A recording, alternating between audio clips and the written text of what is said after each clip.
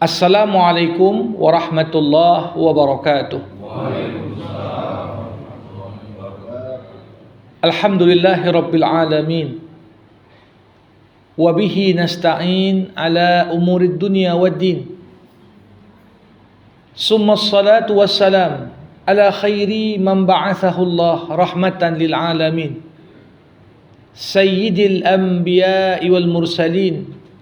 Rasulullah Muhammad sallallahu alaihi wasallam wa ala alihi wa ashabihi ajma'in. Allahumma 'allimna ma yanfa'una wanfa'na bima 'allamtana wa zidna ilma innaka antal alimul hakim. Bapak-bapak, ibu-ibu, saudara-saudari jamaah fardu subuh di Masjid Baitur Rahman Komplek Johor Indah Permai 1 yang dimuliakan Allah Subhanahu wa taala. Marilah kita bersyukur kepada Allah seraya mengucapkan alhamdulillah. Salawat berangkaikan salam kita hadiahkan kepada Rasulullah. Allahumma salli wa sallim wa barik alaih. Jamaah rahimakumullah, dalam salah satu hadis Rasulullah Muhammad sallallahu alaihi wasallam pernah meringkas esensi dari apa yang dibawa Rasulullah dari risalah Islam. Ketika Nabi bersabda, "Innama bu'ithtu liutammima makarimal akhlak." Sesungguhnya aku, kata Rasul, diutus Allah untuk menyempurnakan akhlak.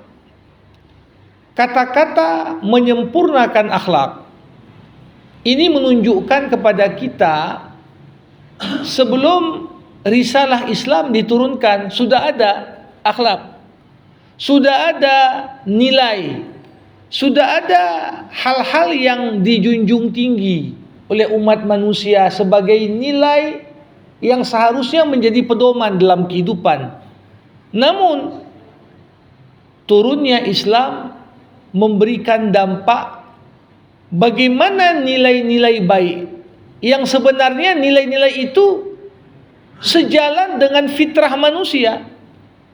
Tiap manusia, apapun sukunya, apapun ras dan bangsanya, bahkan manusia yang telah keluar dari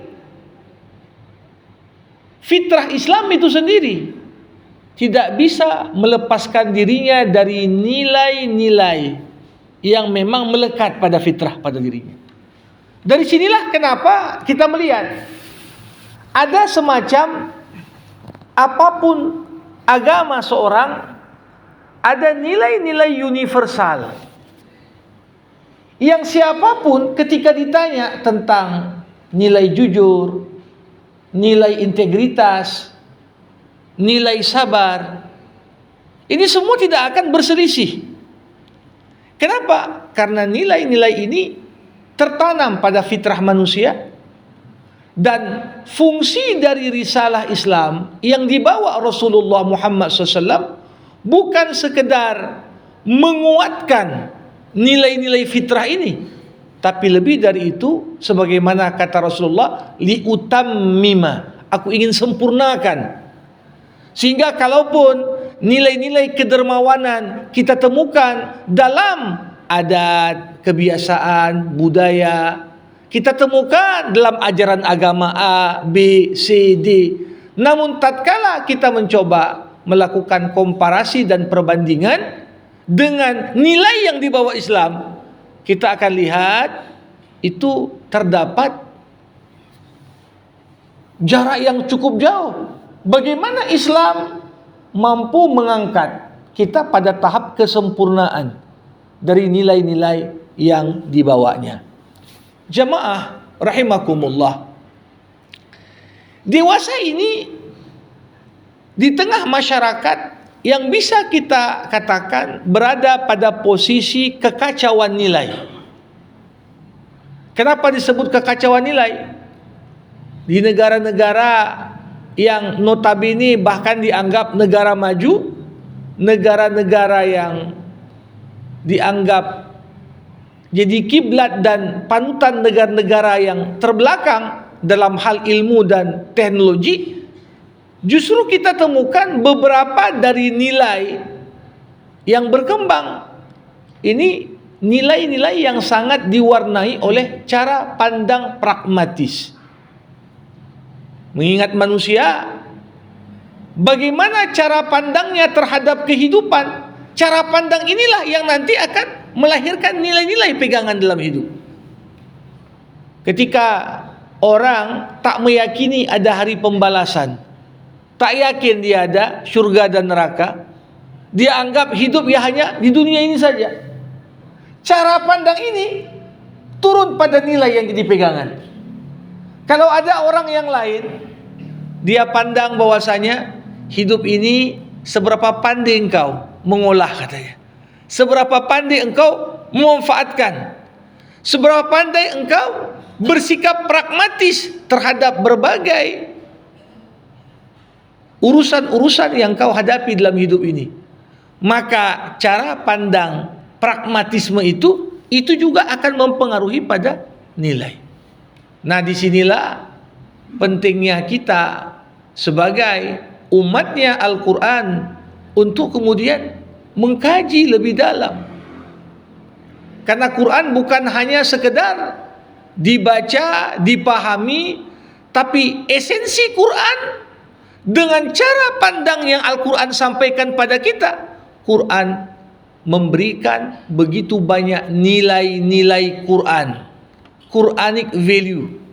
Inilah yang dipegangan. Sehingga ketika kita membaca firman Allah di surah Al-Anfal, apa kata Allah?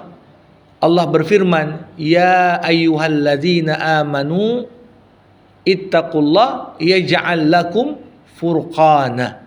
Wahai orang-orang yang beriman, bertakwalah kau kepada Allah, dalam makna kau laksanakan apa nilai-nilai yang dibawa dalam Al-Quran. Apa yang Allah perintahkan, apa yang Allah larang, apa yang Allah anjurkan, apa yang Allah tidak sukai. Ketika engkau mengatur kehidupanmu sesuai dengan nilai-nilai yang ditanamkan Quran, maka Allah katakan yaj'al lakum furqana. Allah akan memberikan kepadamu kemampuan untuk mampu membedakan mana yang benar, mana yang salah, mana yang hak, mana yang batil, mana yang layak dan pantas, mana pula yang tidak layak dan tak pantas. Nah, ini yang kemudian menjadi hal yang begitu penting untuk kita pahami. Nah, untuk itu jamaah rahimakumullah, membicarakan tentang nilai-nilai dalam Al-Quran, secara umum para ulama mengklasifikasikan nilai ini menjadi 4 tingkatan. Nilai-nilai Qurani dapat diimplementasikan dalam 4 level. Level yang pertama apa? Nilai-nilai Qurani dalam kehidupan individu. Jadi sasaran nilai ini siapa yang mempraktekkannya? Tiap orang. Kalau masing-masing individu laksanakan nilai-nilai ini, maka yakinlah hati akan damai, jiwa akan tentram, pikiran akan jernih, dan individu-individu dapat berprestasi mencapai apa-apa yang diharapkannya dalam kehidupan dengan cara yang paling baik. Kenapa? Karena individunya sudah diwarnai oleh nilai Al-Quran. Ini yang terjadi pada individu. Umar bin Khattab bandingkan sebelum tercerahkan dengan nilai Quran, setelah tercerahkan dengan nilai Quran. Utsman bin Affan bandingkan sebelum dia masuk Islam pun sudah dermawan. Tapi begitu dia diwarnai oleh nilai Qurani, kedermawanannya mampu berlipat ganda dibandingkan sebelum dia masuk Islam. Begitu juga cerita tentang Bilal, cerita tentang Abu Dzar, cerita tentang sosok-sosok yang kemudian mereka hidup dengan nilai-nilai Al-Quran yang diajarkan oleh Rasulullah. Ini yang kemudian membawa dampak yang cukup signifikan dalam kehidupan mereka. Nah, yang kedua ada lagi nilai-nilai Quran yang diterapkan pada level rumah tangga.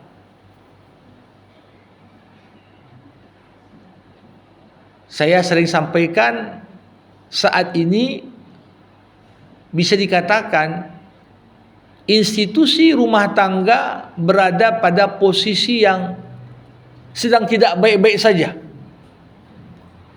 Coba kalau kita bandingkan antara angka orang menikah dengan angka orang gugat cerai, ini hampir imbang ini. Kenapa satu institusi yang begitu mulia, bahkan Nabi Muhammad mengatakan, faman raghiba an sunnati, nikah itu dari sunnahku. Siapa yang benci pada sunnahku, bukan dari golonganku. Tapi seperti kita melihat dewasa ini banyak rumah tangga yang seperti kehilangan kekuatan untuk menghadapi beragam permasalahan. Boleh jadi itu karena apa? Nilai-nilai Quran dalam interaksi antar orang tua dan anak, suami dan istri, anak dan orang tua, ini semua mulai hilang. Maka kita mau lihat juga nanti nilai Quran dalam rumah tangga ini bagaimana. Level yang ketiga, bagaimana nilai Quran dalam kehidupan bermasyarakat.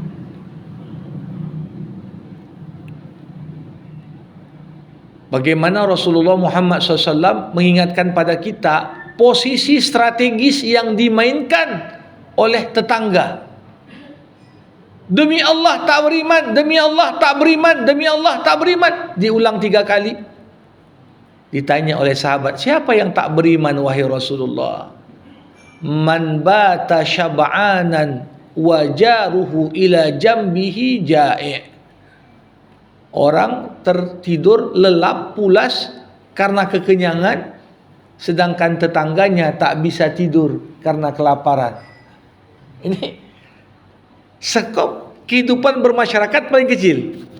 Bagaimana nilai-nilai Quran yang menata kehidupan tetangga dengan tetangganya, antar sesama muslim, antar sama jamaah masjid, antara pedagang dengan pelanggannya. Ini semua penting sekali. Dan barulah pada level yang terakhir itu ada nilai-nilai Quran yang implementasinya pada level berbangsa dan bernegara. Ya. Kita lihat realita kondisi saat ini, bagaimana kehidupan bangsa kita. Ya, satu sisi mungkin orang sekedar mencuri beberapa potong kayu dihukum 5 tahun. Ada yang terbukti jelas korupsi merugikan negara hingga 300 triliun dihukum hanya 6,5 tahun. Ini kan contoh. Berarti ada yang tidak benar. Kenapa itu terjadi bahkan di negeri dengan jumlah penduduk mayoritas muslim? Berarti di sini ada nilai-nilai Quran yang belum terngejawantahkan, terimplementasikan, atau belum mampu mewarnai bagaimana kehidupan kita.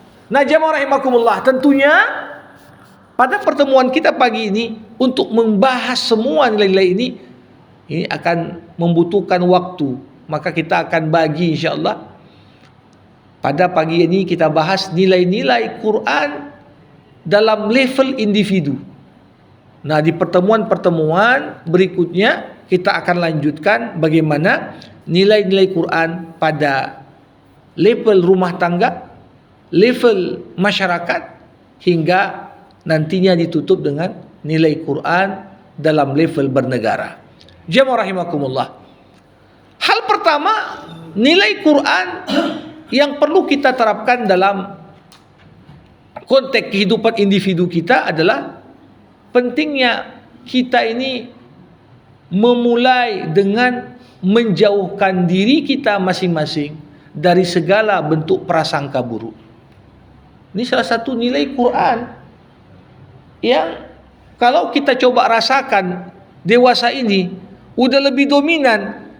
Melihat siapapun kita curiga dulu. Ya, prasangka buruk dulu. Padahal Al-Qur'anul Karim di surah Al-Hujurat tegas mengatakan, ya ayyuhalladzina amanu ijtanibu katsiran minadh-dhann. Wahai orang-orang yang beriman, berarti kalau kita beriman, yakin akan kebenaran Islam, kebenaran Quran, salah satu tanggung jawab kita apa? Ijtanibu, jauhkan dirimu dari apa? Katsiran minadh-dhann, dari kebanyakan prasangka buruk. Ayat ini tidak menutup peluang untuk tetap berprasangka buruk, tapi dikatakan jauhkan dirimu dari banyak prasangka buruk. Karena ada ya prasangka yang memungkinkan untuk kita lakukan. Misalnya dalam agama boleh prasangka buruk untuk siapa? Untuk diri sendiri. Berprasangka buruk untuk diri sendiri itu boleh. Bahkan baik untuk memperbaiki sikap dan perilaku kita. Siap solat, Assalamualaikum, Assalamualaikum. Dalam hati, udah bagus gak buat solatku? Jangan-jangan bacaannya tadi banyak yang terlewat. Banyak-banyak, ya, nilai kekhusyuanku hanya berapa persen saja. Berprasangka buruk pada diri sendiri adalah salah satu kunci muhasabah diri. Kalau kita sudah merasa, oh sudah baik sekali amalanku, sedekahku pasti diterima, bacaan Quranku sudah baik sekali, maka kita menutup ruang perbaikan untuk diri kita. Termasuk prasangka yang dibolehkan apa? Ini yang kita sebutkan dengan kewaspadaan. Nah, kadang-kadang yang terjadi, jamaah rahimakumullah, akibat begitu banyak pemberitaan yang konotasinya negatif, menggambarkan tindak kriminal, kejahatan, ini dan itu, sehingga interaksi kita dengan orang lain yang tak kita kenal ataupun yang sudah kita kenal lebih dominan prasangka buruk. Begitu orang baik, apa modus kawan ini katanya. Langsung berpikir, ini jangan-jangan mau ngutang ini katanya. Jangan-jangan mau begini. Padahal kalau kita lihat, inilah nilai Quran yang diajarkan. Coba bayangkan apa indahnya kehidupan, ya, berjemaah ini ketika semuanya dilandasi oleh prasangka yang baik kepada sesama. Terlambat datang ke sebuah hajatan, kebanyakan orang langsung pikir si fulan tak datang ni pasti dia tak senang atau begini atau begitu. Padahal Imam Al-Ghazali bahkan menyebutkan dalam kitab Ihya Ulumuddin bagaimana implementasi menjauhkan diri dari prasangka buruk. Salah satunya apa? Coba kau carikan alasan untuk saudaramu, walaupun kau cari hingga 1000 alasan, supaya tetap kita mampu mengontrol hati ini tetap dalam konteks kita berprasangka yang baik. Ini salah satu nilai Qur'ani yang tak boleh kita abaikan dan punya dampak besar. Yang kedua, jamaah rahimakumullah, Islam mengajarkan, Quran mengajarkan pada kita ikhlasus sarair. Pentingnya menjaga motivasi ikhlas dalam hati. Ini nilai Quran ini. Karena zaman sekarang, zaman media sosial, zaman kebanyakan orang bersolek untuk tampilan lahiriah. Tapi sering sekali orang mengabaikan tampilan batiniah. Gimana aku tampak bagus, tampak glowing, tampak rapi, tampak. Di sisi lain, kadang-kadang kita tak memperhatikan sedikit pun bagian apa motivasi ikhlas. Padahal dikatakan wa ma umiru illa liya'budullah mukhlishina lahuddin. Tidaklah mereka diperintahkan kecuali untuk beribadah kepada Allah dengan ikhlas. Jangan ada motif atau dorongan ataupun niat ataupun motivasi apapun yang lebih besar dibandingkan motivasi kita berharap kepada Allah Subhanahu wa taala. Ini yang membedakan. Ketika seorang muslim mungkin memberikan sedekah, memberikan bantuan, berharap betul-betul dari rahmat Allah. Tapi ketika seorang Bill Gates misalnya, oh banyak itu sedekahnya. Kenapa? Banyak itu dermanya, bukan sedekah dia. Gimana derma itu bisa ngurangi pajak, kata orang. Jadi zahirnya sama-sama ngasih bantuan sosial. Tapi satu mengharap balasan Allah, satu lagi untuk mengakali gimana pajakku bisa berkurang karena aku sudah berderma. Gimana aku menguatkan popularitas. Tentunya ini berbeda, jamaah rahimakumullah. Quran mengajarkan pada kita bagaimana aspek batiniah ini yang tidak boleh kita abaikan. Yang ketiga, jamaah rahimakumullah, nilai istiqamah. Istiqamah sering sekali orang artikan dengan konsisten. Sebenarnya ini pemaknaan yang kurang tepat. Karena makna istiqamah suluk sirat al-mustaqim. Tetap senantiasa berada di jalan yang lurus. Itulah istiqamah. Kalau orang konsisten pelit nggak istiqamah. Ya, konsisten berada di atas kebenaran barulah disebut istiqamah. Konsisten dalam melakukan amal soleh itulah yang disebut istiqamah. Tapi kalau konsisten terhadap sesuatu yang nggak sejalan dengan aturan Allah, itu nggak disebut istiqamah. Makanya kalau kita lihat bagaimana Allah Subhanahu wa taala di dalam Al-Qur'anul Karim, fastaqimu ilaihi wastaghfiruh wa wailun lil musyrikin. Istiqamahlah kau. Apa yang Allah perintahkan selalu kerjakan, itu istiqamah. Apa yang Allah larang selalu kau tinggalkan, itu istiqamah. Apa yang Allah anjurkan selalu kau amalkan, itu istiqamah. Apa yang buruk-buruk yang Allah tak sukai selalu engkau jauhkan dirimu darinya, itulah istiqamah.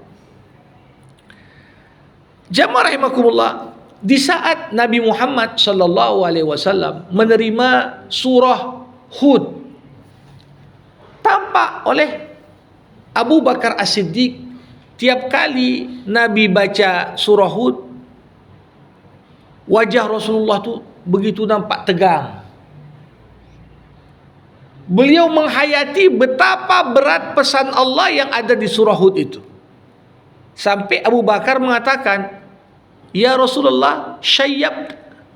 Rasul, kau nampak beruban. Nampak bertambah rambut putih, ya. Kemudian Nabi berkata, "Syayyabatni Hudun wa akhwatuha." Tiap kali ku baca surah Hud, bertambah ubanku satu. Ditanya, apa yang membuatmu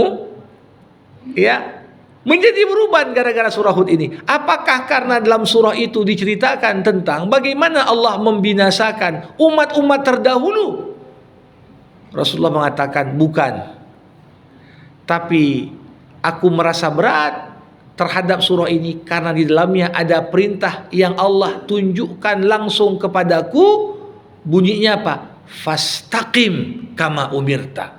Muhammad, istiqomahlah kau sebagaimana yang diperintahkan kepadamu. Tiap kali Nabi menghayati perintah ini berat. Jadi ini nilai Quran, nilai keistiqomahan. Ya, orang kalau jujur sekali tapi lebih banyak bohongnya nggak disebut istiqomah. Setiap saat dia jujur, itulah istiqomah. Setiap saat dia melakukan apa yang Allah Subhanahu wa taala perintahkan, itulah hakikat dari istiqamah. Yang keempat, Bapak Ibu, nilai wasatiyah, i'tidal, sering kita sebut sekarang dengan sikap moderat.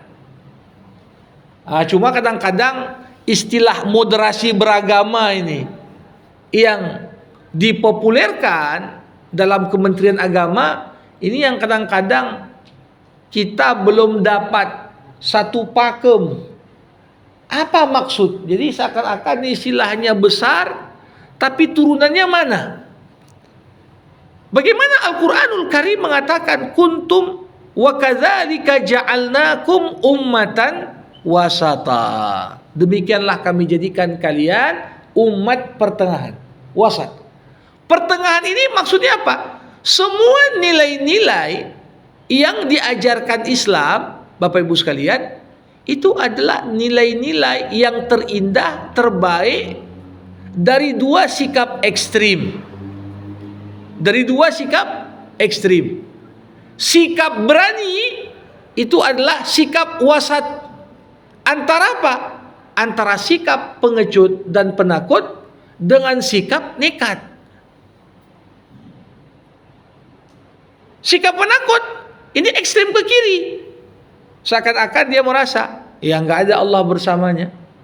Di sisi lain ada orang yang berani tapi tanpa perhitungan dan pertimbangan, namanya nekat. Ini gak bagus juga. Jadi Islam mengajarkan apa? Jadilah orang yang berani. Jangan nekat, jangan pula takut. Begitu juga Islam mengajarkan. Jadilah engkau orang yang dermawan. Sikap dermawan yang baik bagaimana? Dermawan di antara dua ekstrim. Pertama, antara sikap pelit dengan sikap royal tanpa perhitungan. Ngasih aja orang nggak diperhatikannya. Nah tentunya orang yang dermawan itu tahu dia hak-haknya. Siapa orang yang paling berhak untuk engkau berikan. Jangan dia royal ke orang, anaknya pun kelaparan. Rasulullah SAW mengatakan, dirhamun tunfiquhu ala ahlika khairun min dirhamin tatasaddaq bihi. 1 dirham kau kasih untuk anakmu, untuk istrimu, mereka makan, mereka penuhi hajat kebutuhan, itu lebih baik daripada 1 dirham kau sedekahkan ke orang jauh sedangkan keluargamu masih membutuhkan. Ini nilai i'tidal, nilai wasatiyah, nilai moderat. Bagaimana sikap kita memilih dalam konteks mana yang terbaik di antara dua ekstrim. Jamaah rahimakumullah, yang kelima, kompetisi dalam kebaikan. Ini juga nilai-nilai individu. Bagaimana Allah katakan fastabiqul khairat. Jadi manusia ini tertanam dalam diri kita semangat kompetisi. Kalau hidup ini tanpa kompetisi, kita pun tak terdorong untuk melakukan sesuatu. Ini alasan mengapa di bulan Ramadan kadang-kadang jumlah sedekah lebih tinggi, ya. Khatam kita lebih banyak, amal-amal kita juga lebih baik. Bukan hanya mengharapkan karena memang ada keutamaan di bulan suci tersebut, tapi karena di bulan itu kita juga hidup dalam atmosfer kompetisi. Tapi kompetisi dalam mengejar surganya Allah, mengejar kebaikan. Ketika kita lihat aku lebih muda, di sebelahku jamaah lebih senior, tapi khatam jadi lebih banyak, kita termotivasi, aku harus bisa lebih dari itu. Bahkan tak jarang kebiasaan kita misalnya, ya, dalam banyak hal tadarusan, ya, kemudian termasuk menghantarkan makanan berbuka, membagi makanan ya berbuka untuk orang yang berpuasa. Ini semua ruang-ruang memungkinkan bagi kita untuk berkompetisi dalam kebaikan. Wa fi dzalika falyatanafasil mutanafisun, kata Allah. Dalam hal-hal baik itulah seharusnya orang-orang berkompetisi. Yang terjadi sekarang enggak? Ya, si Fulan bisa korupsi 300 triliun. Aku kapan katanya? Ya, kalau kompetisi dalam hal-hal yang merusak, dalam hal-hal yang yang terjadi sekarang, bayangkan berapa banyak generasi muda, harapan kita semua, ini kompetisinya apa? Lewat media sosial, Instagram kah, TikTok kah, YouTube kah, lomba-lomba buat joget yang jadi viral. Ini kan sesuatu yang bukan hanya itu menunjukkan tentang kosongnya nilai, tapi di sisi lain boleh jadi nilai-nilai pragmatisme yang lebih dominan dibanding dengan nilai-nilai lainnya. Ya, jamaah rahimakumullah. Yang keenam, bagian dari nilai Qur'ani adalah ketetapan hati dan kesabaran. Jadi seorang mukmin tuh hatinya harus teguh dan harus sabar. Itu nilai yang diajarkan kepada kita. Ya ayyuhalladzina amanu idza laqitum fi'atan fathbutu. Wahai orang-orang yang beriman, kalau kau di medan perang menghadapi musuh, maka teguhkan hatimu. Sabar juga. Jadi ini salah satu yang kami kira dewasa ini ya menjadi tantangan. Kita ya kadang-kadang melihat generasi muda, Gen Z kata orang. Ini sering sekali daya tahannya itu kurang. Ya. Ada pekerjaan berat, nggak bisa selesaikan, stres dia, udahlah tinggalkan aja lah. Bandingkan dengan generasi-generasi sebelumnya misalnya. Ini kenapa? Inilah yang perlu untuk kita tanamkan. Seperti dikatakan Umar bin Khattab. Umar walaupun beliau khalifah, tapi dia didik anaknya. Ikhshawshinu, biasakan dirimu dengan kondisi yang tak enak. Kenapa? Fa inna ni'mata la tadum. Karena nikmat itu tak terus turun. Kadang-kadang orang tua dulu susah. Padahal susahnya itu yang membuat dia kuat. Prinsipnya, aku tak mau buat anakku susah katanya. Karena orang tua tak mau buat anaknya susah, akhirnya anaknya lemah. Nah, padahal bagaimana kesulitan-kesulitan itu sebenarnya cara Allah mendidik kita supaya tertanam sifat sabat, kekuatan, keteguhan hati, mental yang lebih kokoh. Dan ini berbarengan, punya keterkaitan erat dengan kesabaran.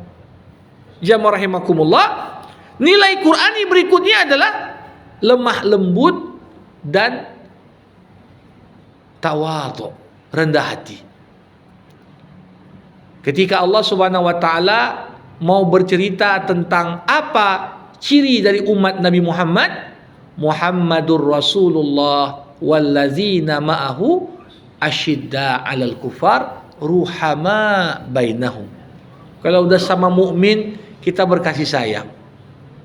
Tapi dalam hal-hal lain kita perlu tegas. Kalau sudah menyangkut masalah akidah dengan orang-orang yang berbeda akidah dengan kita. Nah, yang terjadi dewasa ini sering terbalik. Sama muslim tegas sekali dia. Beda mazhabnya, beda kelompoknya, beda ormasnya, seakan-akan diperlakukan saudaranya itu walaupun satu kiblat, seakan-akan gak ada hubungan sama dia. Tapi sisi lain, wah begitu Natalan kami jaga gerejanya. Di saat pengajian ya, yang lain dibubarkan. Nah, ini kan nilai Quran ini. Nilai Quran yang kemudian justru implementasinya mulai bertolak belakang dengan apa yang kita atau yang kita lihat pada kehidupan kita. Yang kedelapan, jamaah rahimakumullah, nilai Quran berikutnya adalah as-sidq, jujur. Kejujuran adalah nilai Qurani. Bagaimana Rasulullah mengajarkan dari awal sebagai seorang as-sadiq al-amin, seorang yang jujur, seorang yang amanah. Sehingga ketika Nabi berdakwah pertama, kalau ku bilang di balik bukit ini ada pasukan mau menyerang kalian, kalian percaya enggak? Semua yang kafir ketika itu mengatakan, ma jarrabna minka kadziba. Kami enggak pernah lihat kau nipu. Zaman sekarang justru banyak sekali yang suka ditipu. Bukan sekali, dua kali, tiga kali, berkali-kali. Udah tahu dia tukang tipu, tetap juga dengar. Jamaah rahimakumullah. Jadi di sini kita lihat nilai as-sidq, nilai kejujuran sebagai bagian dari Al-Quran. Yang kesembilan, taharatun nafs, kesucian jiwa. Jiwa ini perlu disucikan, dibersihkan. Karena kita yakin yang bermanfaat ujungnya apa? Bukan harta, bukan anak. Yauma la yanfa'u malun wala banun illa man atallah biqalbin salim. Nilai Quran mengatakan apa? Semakin suci hatimu, bersih hatimu dari segala penyakit-penyakit hati, itulah modalmu ketika kembali kepada Allah Subhanahu wa taala. Kemudian yang ke-10, nilai amal soleh. Ini juga nilai penting. Tidak ada nilai iman kalau kita tak beramal soleh. Ngaku beriman, tapi mana amalmu? Iman soleh, ya, iman selalu disandingkan dengan walladzina amanu wa amilus shalihat. Yang ke-11, al-iffah, menjaga kesucian, wa ghaddil basar, dan menjaga pandangan. Ini nilai individu penting. Jaga kesucianmu. Ketika ditanya kepada Rasulullah, Nabi, apa hal yang paling banyak membuat orang masuk neraka? Apa kata Rasulullah? Jaminkan, kau jaga 2 hal, ku jamin bagimu masuk surga. Apa itu? Pertama, jaga mulut. Kedua, jaga kemaluan.